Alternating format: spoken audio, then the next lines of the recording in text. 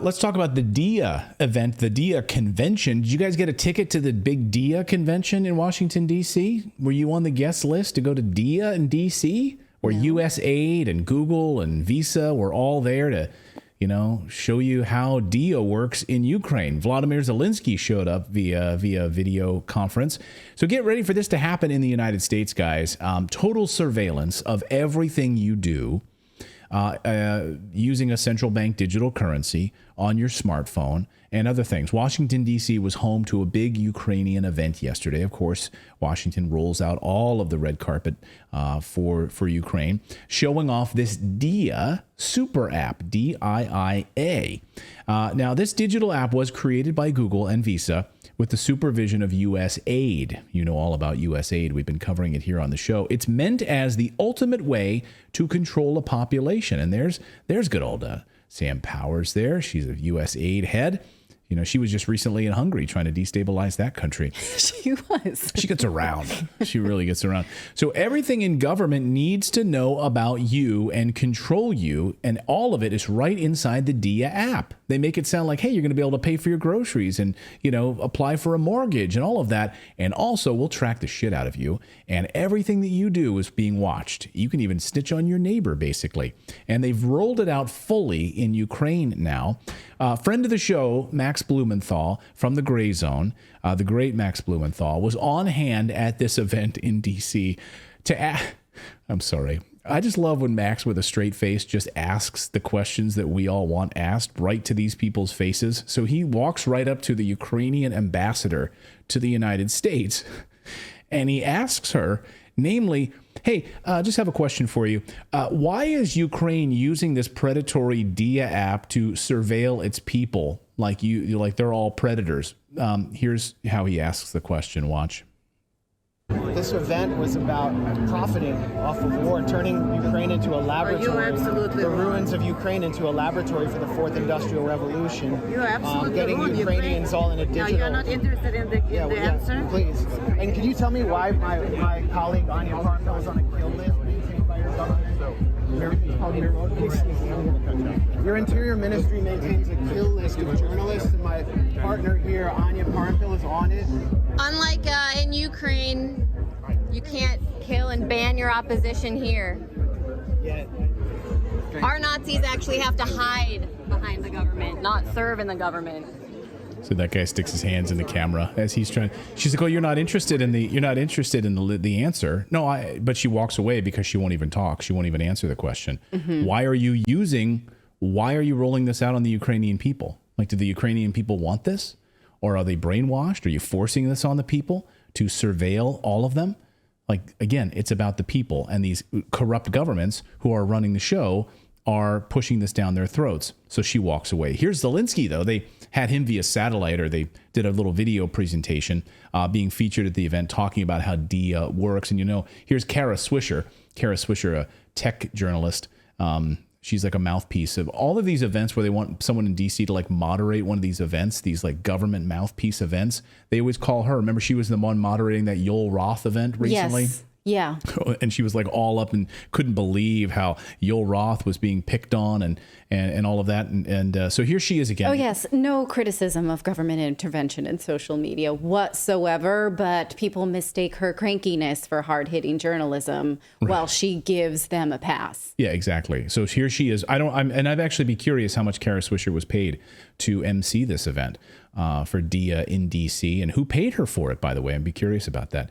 Wonder if she'll tell us. Anyway, here's Kara Swisher introducing Vladimir Zelensky to explain how Diia works. So without further ado, first a video from President Zelensky. Творіння Джобса, Apple, iPhone. І це його серце. І воно б'ється з кожним вібро під час дзвінка або під час СМС. А в ньому наше українське творіння «Держава у смартфоні». Мільйони українців щоденно користуються нашим державним сервісом «Дія». Це більше 100 державних послуг без контакту з чиновниками, цифровий паспорт, відкриття рахунків, сплата штрафів, податків, отримання державної допомоги, збір коштів на допомогу армії. Все це українська дія. Україна не випадково стала одним із глобальних лідерів в цифровізації публічних послуг і соціальних відносин. Це прямий наслідок того, на що ми здатні. Сміливість і освіта, здатність боротися за свої інтереси і знайти найзручніший шлях. А шлях, щоб реалізувати інтереси, це те, що дозволяє нам перемагати. Росія намагалась зруйнувати нашу цифрову стійкість, але ми не дали цього зробити. Український цифровий потенціал вистояв, він дуже міцний. Ми побудували кібероборону країни. Ми продовжуємо розвивати державний сервіс «Дія». Diia. Ukraine is, of course, the most corrupt country in Europe. That's no secret, and nothing has changed since The Guardian ran this headline about Ukraine. Welcome to Ukraine, the most corrupt nation in Europe. And again, nothing has changed there. The only thing that has changed is the new enormous money laundering scheme that the United States has cooked up that uses to funnel billions of dollars to Ukraine, which then, of course, washes back to Washington, D.C. We all remember FTX, right? Then weapons contractors are enriched. Big houses are all being built all around D.C. Cranes are going up all over the place because all of these people are being enriched off of the war in Ukraine, and also using Ukraine as a petri dish for this digital transformation. So, Zelensky gets up there and says, "We're the first." Yeah, why are you the first? Because literally the West has made you the first. They control everything you do. You're a NATO petri dish. Why are there 46 biolabs in Ukraine? Because it's not like we like the scenery in Ukraine. They are using Ukraine. They are using Ukraine to the last Ukrainian. That's exactly what they're doing. And these politicians get rich, and these weapons contractors make billions of dollars. USAID's Samantha Power was on stage. Oh, I love this. This is an amazing moment. Wake up grandma and tell her to come to your computer screen right now or your television screen and watch this. This is an amazing admission. This piece of video is amazing from Samantha Power on stage admitting that this money laundering scheme actually works. And sending $15 billion to Ukraine wouldn't have happened because they're a corrupt country if it weren't for the Diia app. Watch this. One of the things that Congress has given USAID since this full-scale invasion began is an unprecedented amount of money in direct budget support, which sounds kind of obvious. Of course, we would do that. We want to stand with Ukraine, but it's totally unprecedented, this kind of scale of investment. And we're talking along the lines of about $15 billion in a sense, cash to the Ukrainian government, which was famously corrupt, in past years and still has work, as you noted, to do on corruption today. I don't know if we could have gotten that money out of Congress if not for Diia. Because what Diia allows us to do is that direct budget support goes, yes, to the Ukrainian government, but then it goes to pay teachers, to pay healthcare workers, to pay first responders. And there's a digital trail. It's not, some official deciding this or that. It actually is going directly into the bank accounts in a manner that it would have been untraceable in a prior regime. Yeah. So they're corrupt. And whoever was nodding along, oh, they were corrupt. They still are. Makes sense. So get this, right? What she just admitted there, they are the most corrupt country in Europe. They're still corrupt. And yet, under normal circumstances, Congress would not have allowed this money to go to these people in government, cash to the government. It would not have been approved, she says, if it weren't for this app, this money laundering scheme that we've cooked up. That's how we've been able to get money. And think about the argument is, of course, in the United States that $20 billion would literally lift the United States out of poverty. 20 billion. Think about that for a second. We've already spent upwards of 150 billion in Ukraine, and she's admitting that 15 billion was sent directly to teachers, public workers, etc., right inside of Ukraine. Does America have an education problem? Are American teachers actually paid well? Do we have trash piling up on cities across the United States? I saw a walk down San Francisco today by a person who lives in San Francisco, and he posted a video just walking home, his normal path home, just piles of garbage everywhere because they just don't have the people to pick it up. So we can send $15 billion to Ukraine. Well, I think that's overly simplistic description of the problems in San Francisco. Well, but it's just one example, is my point, anecdotally. But do we have potholes everywhere? Do we have the public works that aren't being taken care of in the United States? Sure. Do we have crumbling bridges? Just drive across the South Street Bridge in Philadelphia. But Samantha Powers is not someone who cares about actually directing resources where they're needed. She is the one who is the mastermind around convincing Obama to go into Libya and start a war there. Yes.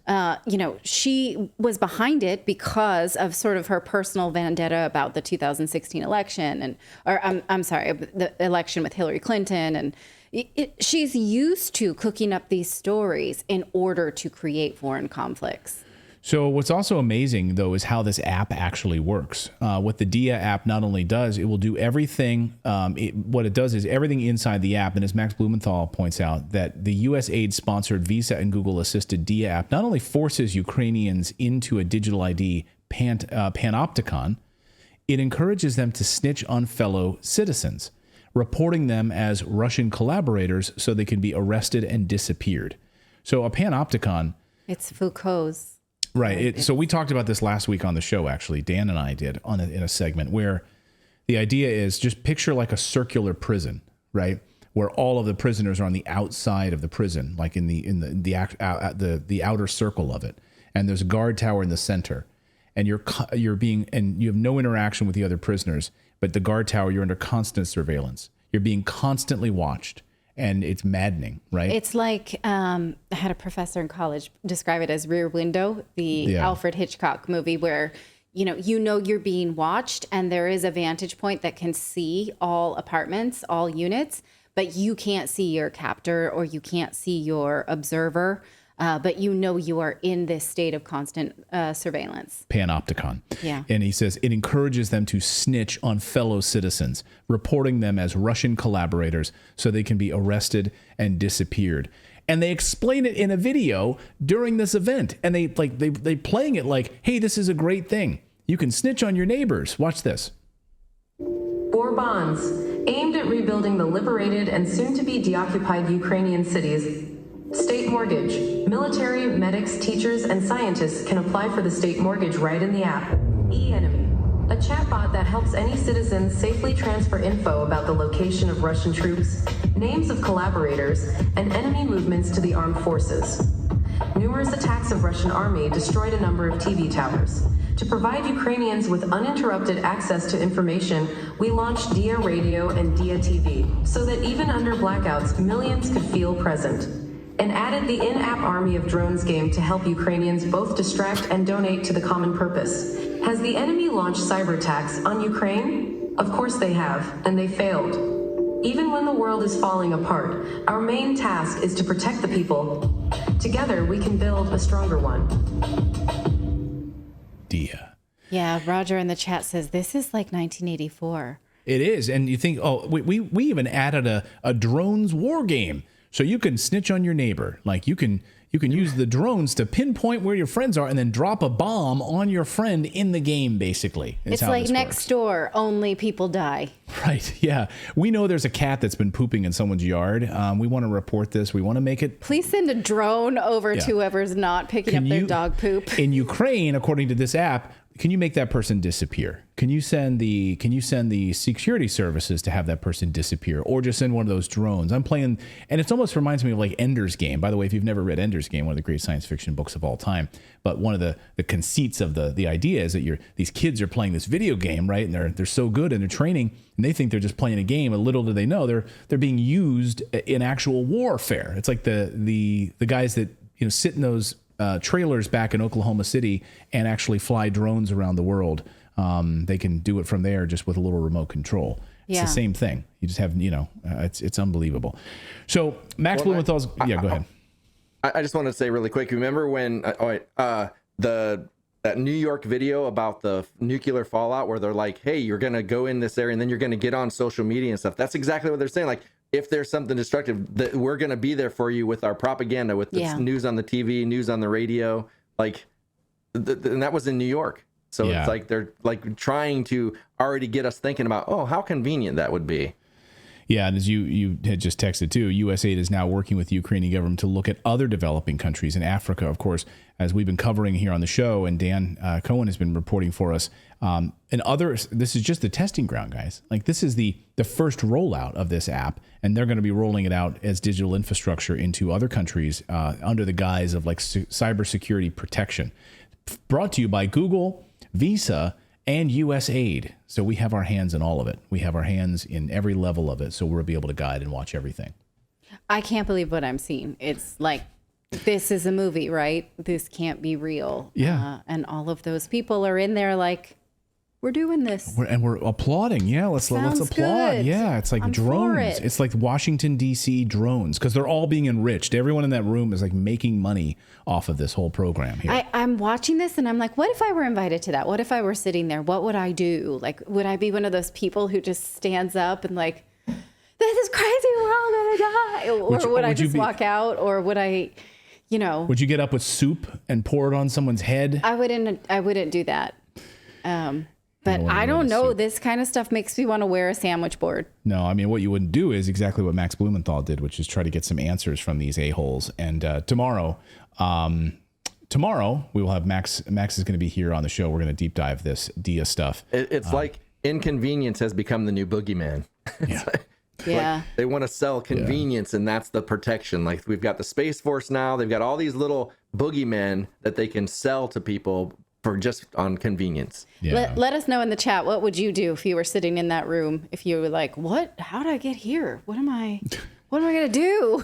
Thank you so much for watching this segment here at Redacted. We are live every day at 4 p.m. Eastern time, trying to share the stories that the mainstream media will not cover. You should also come over and join our community of Redacted Rebels over at redacted.inc. That's our private locals community where we can share exclusive content that we simply cannot share here on YouTube. Come over and join the rebellion together right now by going to redacted.inc. We'll see you next time.